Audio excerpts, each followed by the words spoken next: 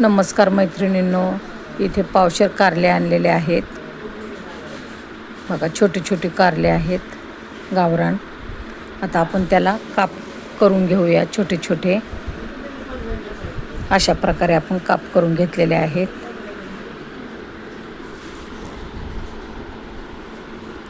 असं कडू कारलं आपल्याला चविष्ट बनवायचं आहे. कापून तर झालेले आहेत आपले. तर त्यावरती आपण लिंबू पिळून घेऊया. लिंबू पिळल्याच्या नंतर कडूपणा जातो निघून.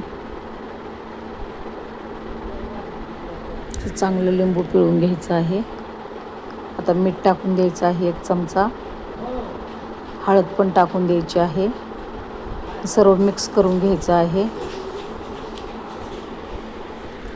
असं मिक्स मीठ हळद लावून घेतलेले आहे आपण काप केलेल्या कारल्याला.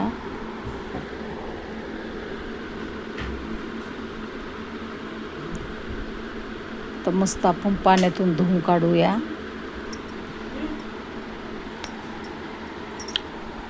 आता तव्यावरती थोडंसं तेल टाकून आपण परतून घेतलेलं आहे. तर आता थोडंसं तेल टाकून देऊया.